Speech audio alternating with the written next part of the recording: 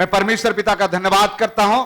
परमेश्वर की असीम कृपा और दया के कारण आज का दिन दिसंबर 25 तारीख परमेश्वर ने हमें देखने के लिए मौका दिया। कुछ नया प्रकाशन देखेंगे, ध्यान से सुनिएगा। आइए हम पढ़ते हैं लूका 1 अध्याय, लूका 1:26। छठवें महीने में परमेश्वर की ओर से जिब्राइल स्वर्गदूत गलील के नासरत नगर में एक कुंवारी के पास भेजा गया, जिसकी मंगनी यूसुफ नामक दाऊद के घराने के एक पुरुष से हुई थी। एक कुंवारी के पास एक स्वर्गदूत को भेजा गया। स्वर्गदूत ऐसे नहीं आया, स्वर्गदूत को क्या किया गया? भेजा गया। यहां यदि आपका जीवन में चमत्कार होना है तो स्वर्गदूतों को परमेश्वर भेजना पड़ेगा। और परमेश्वर को स्वर्गदूत भेजना है आपके लिए, तो आप परमेश्वर के लिए ध्यान देना पड़ेगा। उस कुंवारी का नाम मरियम था। हाँ, स्वर्गदूत ने उसके पास भीतर आकर कहा। उस कुंवारी के नाम मरियम था। स्वर्गदूत भीतर आके कहा। इसलिए कोई आंगन में है तो प्लीज अंदर आइए, स्वर्गदूत आने वाला है, क्योंकि स्वर्गदूत अंदर आने वाले हैं। हालेलुया। रहस्य को समझते रहना, प्रकाशन को समझते रहना। और आगे पढ़ो बेटा।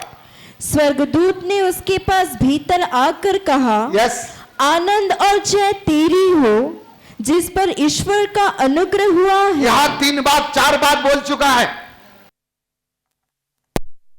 आनंद भी तेरा हो, जय भी तेरा हो, इस सारे बात कह चुका है वचन। और अब आगे पढ़ेंगे तो एक रहस्यमय बातें हैं। रहस्यमय बातें क्या है? और कुंवारी अवस्था में एक स्वर्गदूत आकर के इस प्रकार कहा, उसने डर गया। मरियम ने डर गई। मरियम को यीशु क्यों मिला? आप उसी अध्याय में लिखेंगे, पढ़ेंगे तो पता चलेगा। मरियम एक कुंवारी स्त्री थी। कुंवारी पवित्रता को दर्शाता है। दूसरा, मरियम के अंदर में एक दीनता का गुण था, उसी में लिखा है। मरियम के अंदर में दीनता, नम्रता थी। तीसरा, मरियम अपने आप को दासी समझती थी, महारानी या पाटरानी नहीं समझती थी।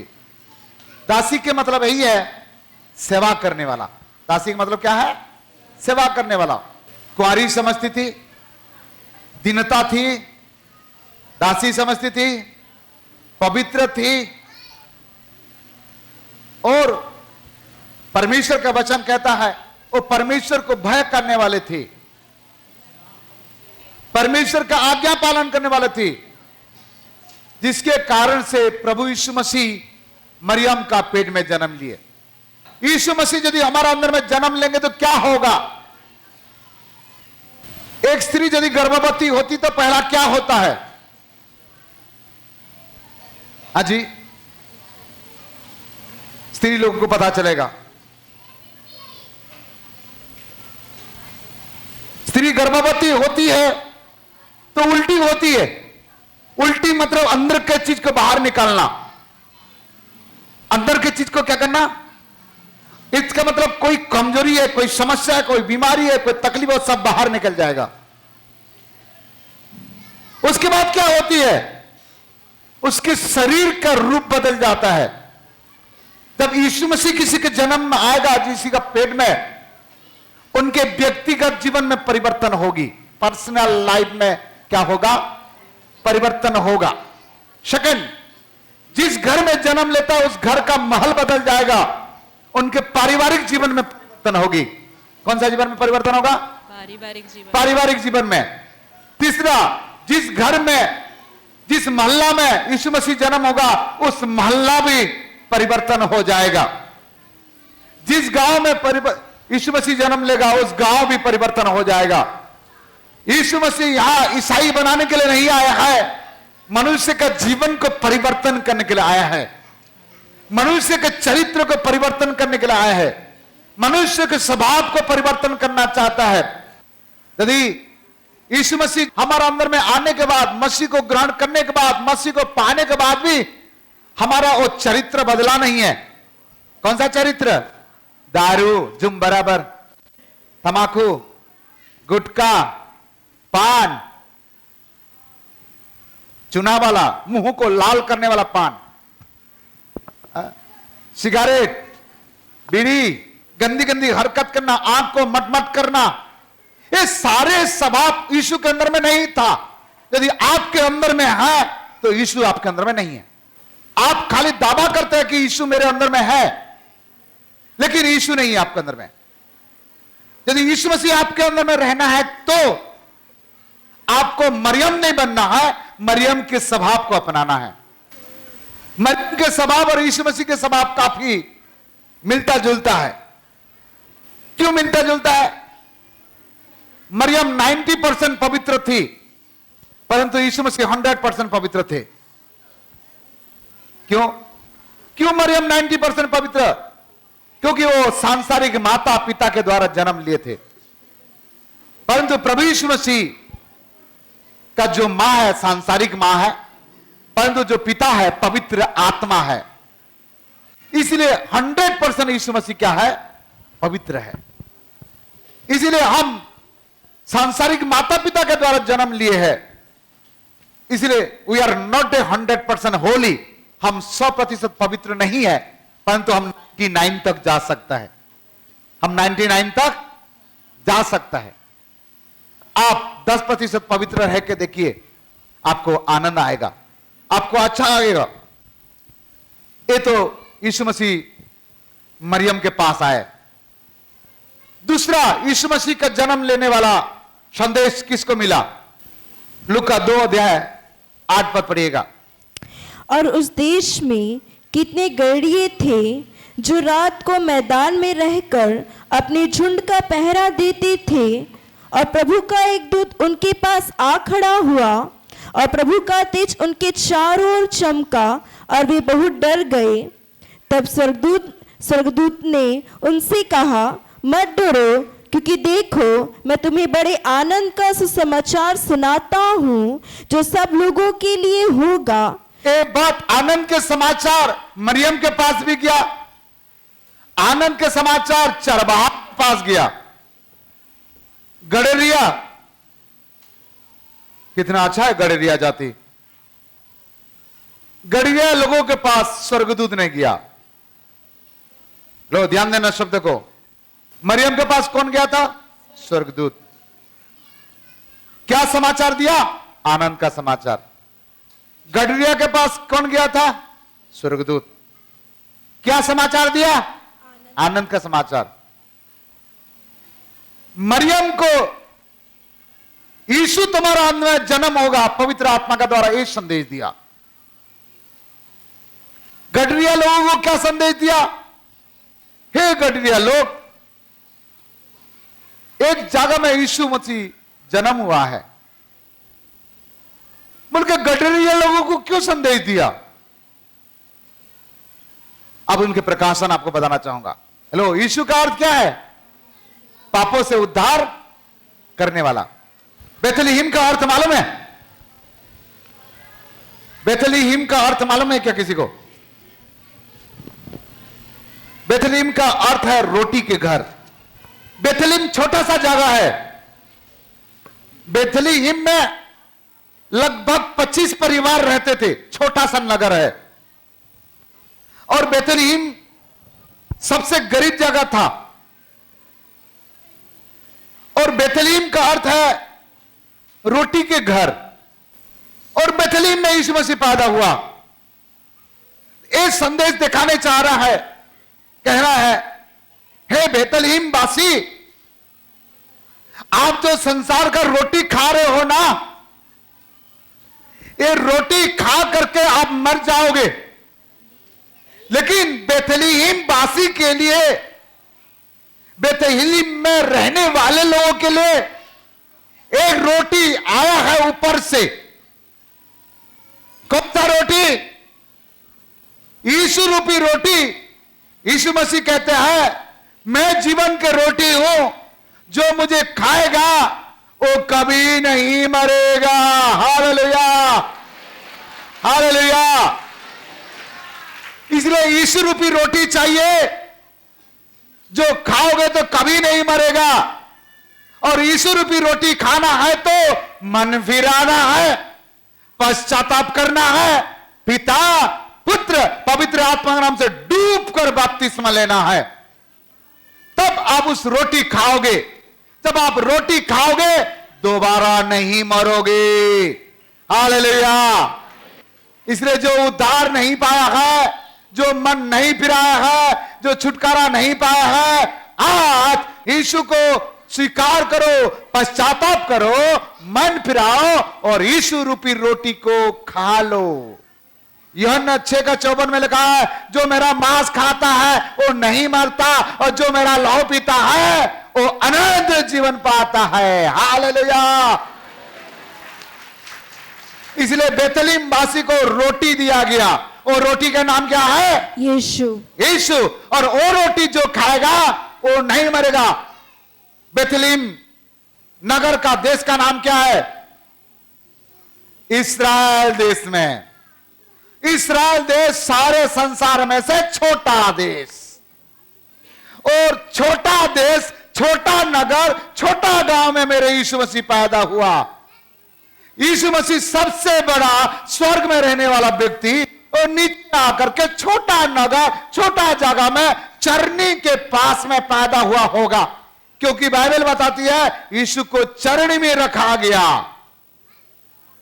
और जिस देश में, प्रकाशन को ध्यान देना, यीशु मसीह पैदा होता है, जिस गांव में यीशु मसीह पैदा होता है, जिस शहर में यीशु मसीह पैदा होता है, जिस परिवार में यीशु मसीह पैदा होता है, धीरे धीरे वो बहुत बड़ा होता है। आज इस्राएल को सारे संसार के लोग जानते हैं, यरूशलेम को सभी लोग जानते हैं, बेथलेहम को सभी लोग जानते हैं, और जिसके अंदर में मसीह है उसको भी सब लोग जानते हैं। हालेलुया। हालेलुया। आपके जीवन में, आपका परिवार में, आपका सब कुछ छोटा हो सकता है। आपका राशन छोटा हो सकता है, आपका घर छोटा सा हो सकता है, आपका मोहल्ला भी छोटा हो सकता है, आपका शहर में लाइट भी नहीं हो सकता है, छोटा है। लेकिन चिंता करने की जरूरत नहीं है। जिस दिन यीशु मसीह जन्म लेगा आपका जीवन में, आपका परिवार में, आपका घर में, आपका मोहल्ला में, वो दिन क्या होगा? जोर से बोले, क्या होगा? बड़ा होगा और नाम होगा। हालेलुया। बड़ा होगा। और आज कई लोग बोलते हैं यीशु को जानने के कारण मुझे मेरे परिवार से अलग कर दिए। मैं आपको कहूंगा प्यारो, आप कुआं में थे, यीशु को ग्रहण किए, आप समुद्र में आ गए। कुएं कभी भी सूख सकता है, समुद्र कभी भी नहीं सूखता। आज दुनिया में यीशु को मानने वाले, यीशु को प्यार करने वाले, यीशु के रास्ता पर चलने वाले 90% लोग हैं। हालेलुया। और जो हमारा यहां 2, 3, 4 साल लोगों को देख करके बोलता है छोटा सा, नहीं रे बाबा, बहुत बड़ा है। हालेलुया। आज बेथलेहम को सब लोग जानते हैं, बेथलेहम नगर को जानते हैं। आपके लिए भविष्यवाणी करता हूं, यदि यीशु मसीह आपके अंदर में पैदा हुआ है, आपके अंदर में आएगा, आपका खानदान से सबसे ऊंचा और बड़ा व्यक्ति मेरे प्रभु बनाएगा। सबसे ऊंचा और बड़ा व्यक्ति बनाएगा। केवल यीशु के रास्ता पर चलो, यीशु के ऊपर विश्वास करो, यीशु के मार्ग पर चलो। परमेश्वर आप जो सोचे नहीं है उससे बड़ा करेगा आपको। हालेलुया। क्योंकि मेरा परमेश्वर, सब लोग बोलिए मेरा परमेश्वर बड़ा परमेश्वर। कितना लोग बड़ा बनना चाहता है? गुड।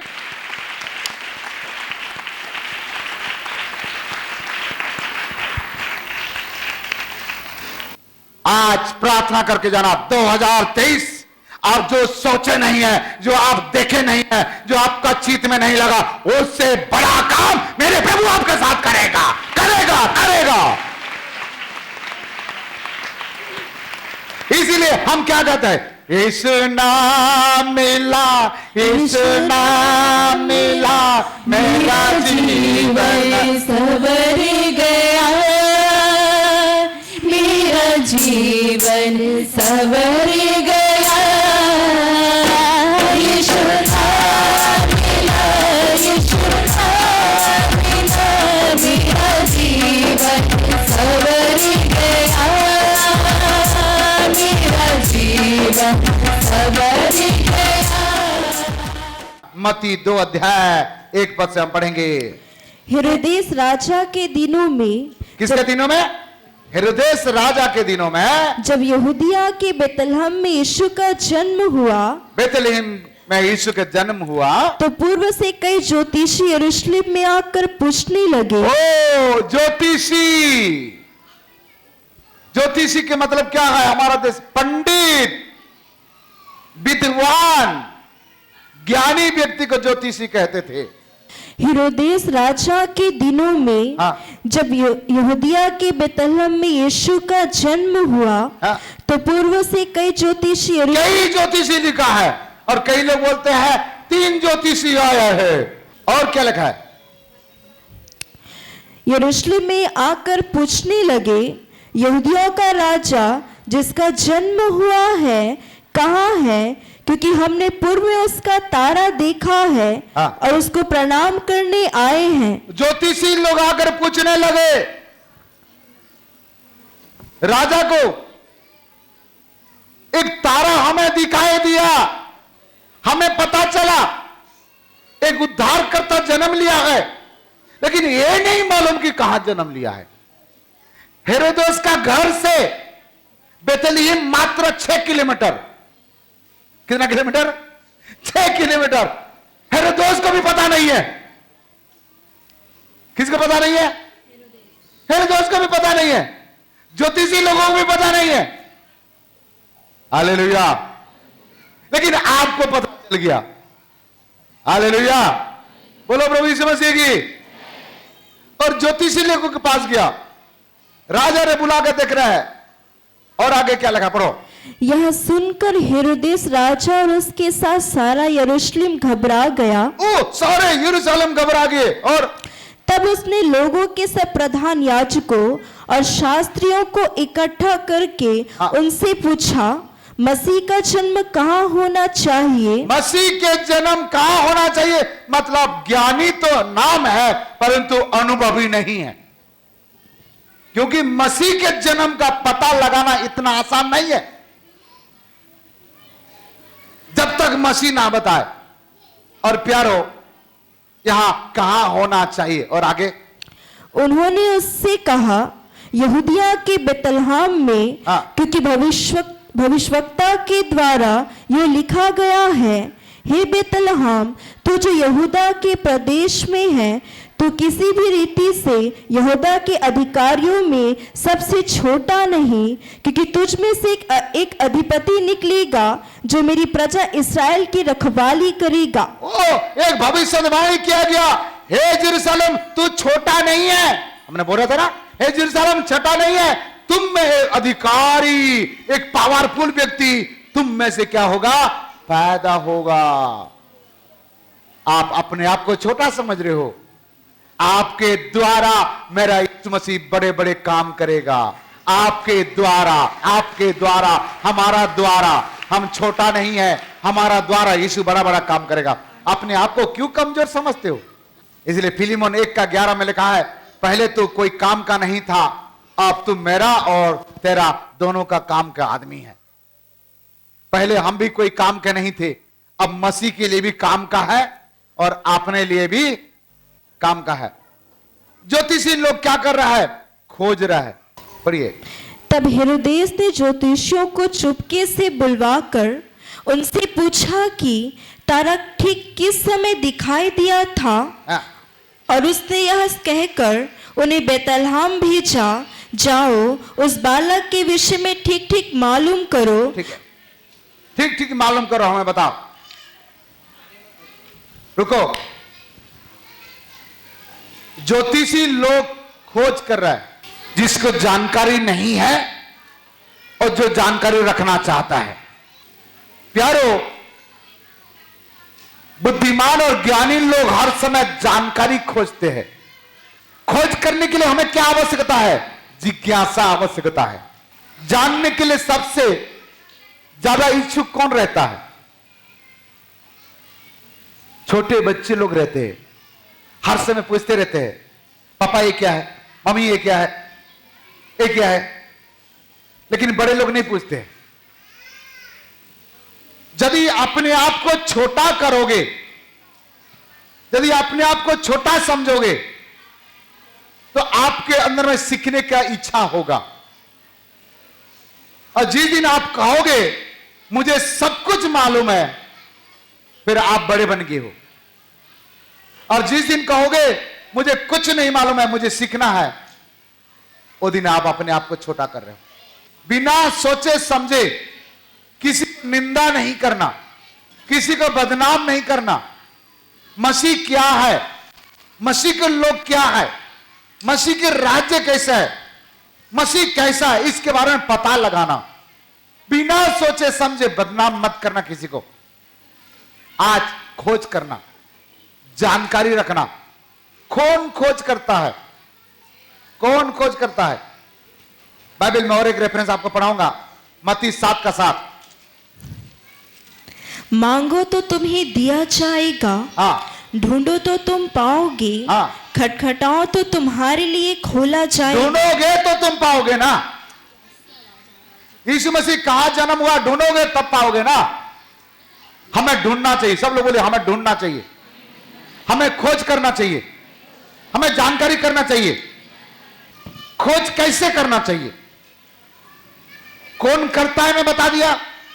कैसे करना चाहिए 2-4 बात बताता हूं। नंबर 1, व्यवस्था 4:29। परंतु वह भी यदि तुम अपने परमेश्वर यहोवा को ढूंढोगे तो वह तुमको मिल जाएगा। यहोवा को ढूंढोगे तो मिल जाएगा।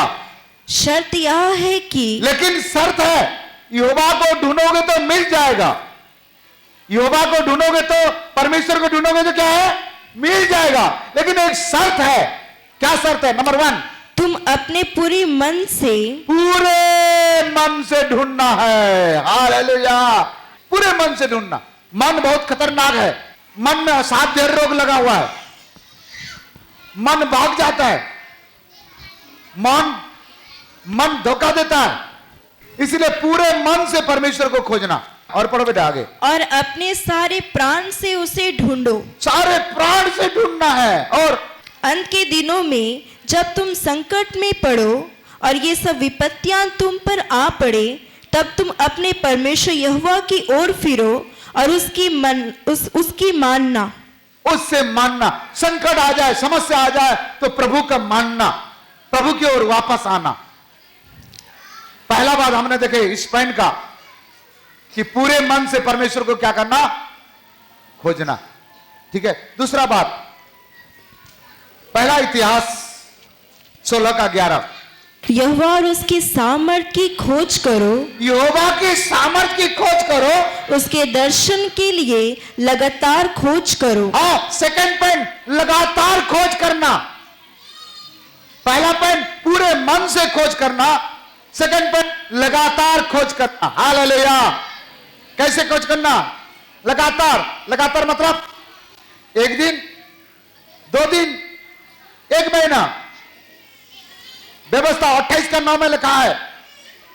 व्यवस्था 28:9 में, यदि तू अपने परमेश्वर यहोवा की, अपने परमेश्वर यहोवा की आज्ञाओं को मानते हुए, आज्ञा को मानना नहीं लिखा है, मानते हुए मतलब लगातार, और उसके मार्गों पर चले, तो वह अपने शपथ के अनुसार तुझे अपनी पवित्र प्रजा करके स्थिर रखेगा। कंटिन्यू कह रहा है, कंटिन्यू, लगातार। पहला बात हमने देखे पूरे मन से खोजना।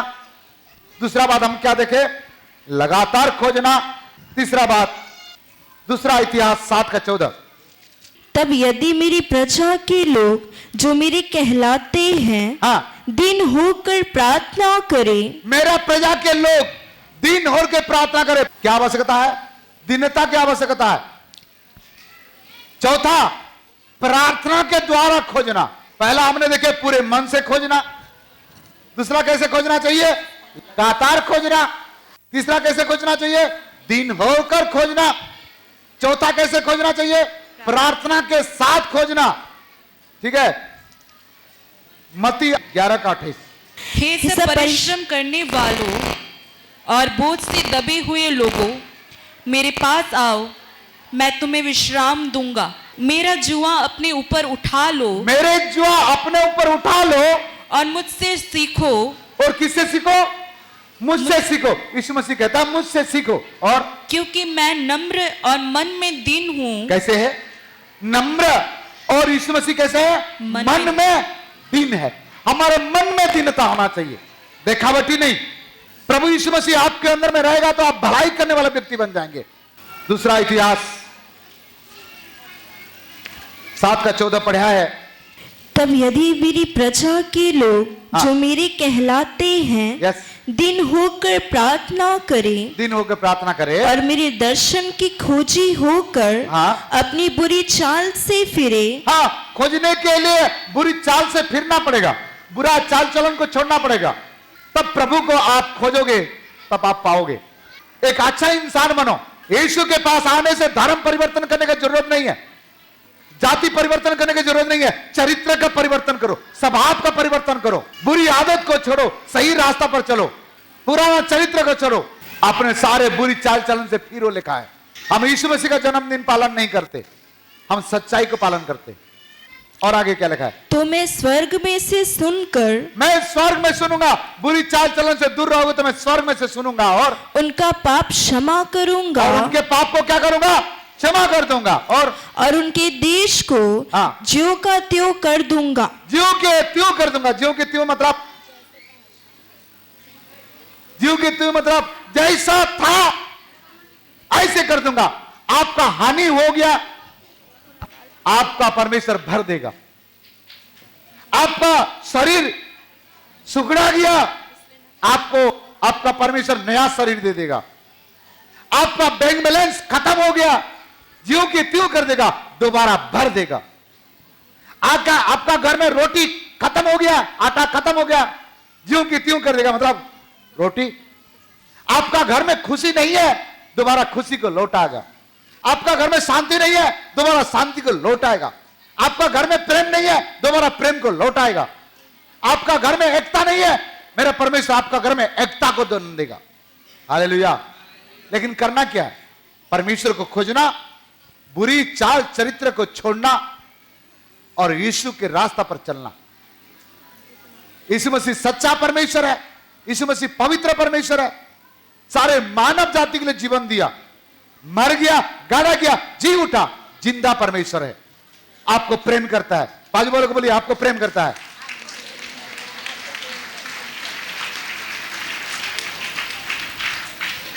दूसरा इतिहास 19:3 पढ़िएगा। तो भी तुझ में कुछ अच्छी बातें पाई जाती हैं। तूने तो देश में से अशुरों को नष्ट किया और अपने मन को परमेश्वर की खोज में लगाया है। अर्थात अपने मन को तैयारी करना, खोजने के लिए प्रिपेयर होना, रेडी होना, परमेश्वर को खोजने के लिए, परमेश्वर को पाने के लिए अपने आप को तैयार करना। इब्रानी 11:6 पढ़िएगा। और विश्वास बिना उसे प्रसन्न करना अनहोना है, क्योंकि परमेश्वर के पास आने वाले को विश्वास करना चाहिए कि वह है और अपने खोजने वाले को प्रतिफल देता है। किसको प्रतिफल देता है? खोजने वाले। अपने खोजने वाले को प्रतिफल देता है। वो प्रतिफल क्या है? आखिरी पॉइंट, वो प्रतिफल क्या है? जो मन फिरा, पिता पुत्र पवित्र आत्मा से बपतिस्मा लेकर के परमेश्वर के वचन के आधार पर जीता है और परमेश्वर को खोजता है, और एक दिन संसार से मृत्यु हो जाती है। एक दिन क्या होगा? जब बादलों पर प्रभु यीशु मसीह आएगा, तुरी की फूकी जाएगी, वो व्यक्ति उठा लिया जाएगा। परंतु जो कोई परमेश्वर के वचन के आधार पर जिएगा, परमेश्वर के बताया हुआ मार्ग पर चलेगा, परमेश्वर को खोजने वाला व्यक्ति बनेगा, वो व्यक्ति यीशु के आगमन के समय तुरी फूकी जाएगी, नरसिंह फूका जाएगा और बादलों पर हम सब लोग उठा लिया जाएंगे और यीशु के साथ मिला करेंगे, हाथ पे हाथ होगा, साथ होगा। सच्चाई यही है। जोर से बोले मैं तैयार हूं। लेकिन दारू के साथ नहीं चलेगा, गुटखा के साथ नहीं चलेगा, ग्राहकों के साथ नहीं चलेगा। सुधरना पड़ेगा, बदलना पड़ेगा। एक दूसरे को आदर करो, एक दूसरे को इज्जत करो, एक दूसरे को प्रेम करो, एक दूसरे के साथ मिलकर रहो। क्रोध, गुस्सा, लड़ाई, झगड़ा ये दुनिया में बर्बाद हो जाएगा, कोई फायदा नहीं है। कल क्या होगा किसी को नहीं मालूम। हो सके आपसे जो भलाई हो सकता है भलाई करो, जो मदद कर सकता है मदद करो। हालेलुया। कुछ नहीं कर सकते तो एक दूसरे के लिए दुआ करो। क्या करो? दुआ करो। जोश नहीं है? कितना लोग तैयार है? कितना लोग तैयार है? जोर से बोले हालेलुया। हम तैयार है। बोले हम तैयार है। यीशु आएगा तो क्या करना है? आप बोल सकते हैं यीशु आएगा तो क्या करेगा? कई लोग तैयार कर रहे कौन सा गाना गाएंगे बोल करके, आंखों को बंद कर देगा। क्या करेगा? आप जिसको प्यार करता है वो यदि आपके सामने आ जाएगा तो क्या करेगा? वो बोल देगा, आंखों को बंद कर देगा और क्या बोलेगा? मैं आपको बहुत प्यार करता हूं। Yes, okay. आंखों को बंद कर लूं, आंखों को बंद कर लूं, आंखों को बंद कर लूं, आंखों को बंद कर लूं, आंखों को बंद कर लूं। यीशु तुझे जाने न दूं, जाने दूं, यीशु तुझे जाने न दूं। हालेलुया, हालेलुया,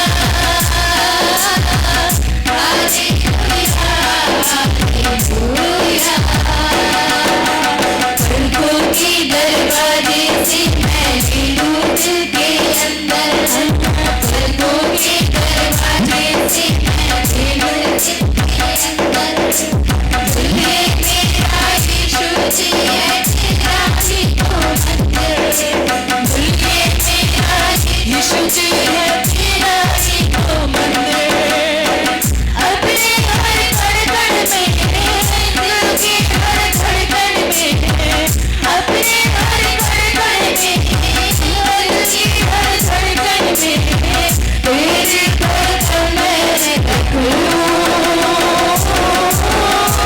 यीशु तुझे जाने न दूं, जाने दूं।